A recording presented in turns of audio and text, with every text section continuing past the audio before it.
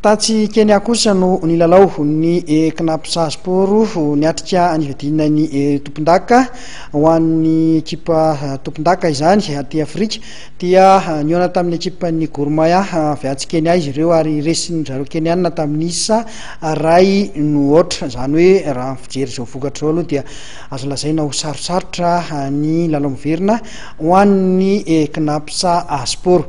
Maranantsika izay tontolon'ny baolina kitra izay dia ny farana andro ihany koa ny kanina orange ho an'ireo katita kely kosa indray izy ity izay nikarakarain'ny Orange Madagasikara sy ny Ligue Analamanga ka voaositra ao tompondaka tamin'izany ny RDC Congo izay nitondra ny anarany Sabotsy Namiana rehefa nandresy ny Analamanga izay nitondra ny anarany Zambie tamin'ny isa ray ny ohatra tao aorian'ny fandakana penalty saraka samy tsy nisy ny tokony rotota tao anatin'ny fotoana ara-dalàna.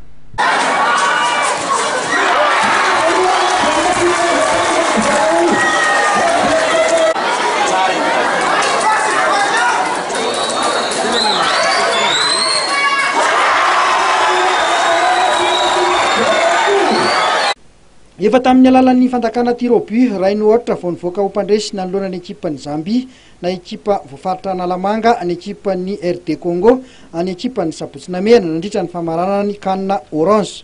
Nisaraka adsala samy tsy nisy ny tokony rotota nandritra ny fepotona ara-dalàna. Itody mpiandro satokazy RD Congo irery no natafiditra ny penalty ny dakany tamin'ireo mpilalao 10 nanao izany. Ny famalina hatramin'ny farany ny fanafiana tamin'ity fihaonana ity. Na izany aza hita ho nanana tombony ny ekipan'ny Zambie na ny vetana Lamanga izany. Tetsakilan'izay dia nionona tamin'ny valim-panafiana ny ekipan'ny RD Congo. Ny batany larina fahatelo kosa ny ekipan'ny firaisana fahadimy na ny Côte d'Ivoire rehefa nandresy ny firaisana fahaefatra ry zareo Camerounais zany teo amin'ny lalao fiaditoerana. Samy notoloran'ny Ligue Analamanga sy ny Orange mpikarakara medaly sy baolina ny ampy-loka maro avokoa moa ireo ekipa telo voalohany reto. Tsy ny alamaina fa nahazo t-shirt avokoa ny mpandray anjara rehetra. Dia nifarina tamin'izay ihany koa araka izany ny hetsika nokarakarain'ny Alpha sy ny Orange natao ifanindran-dalana tamin'ny kanina 2024 natao tany Guinée Équatoriale. Ny mahasamy hafa ireto faninanana roa reto moa dia tsy ny fitovian'ny ekipa tompondaka sy ny taona ny mpilalao.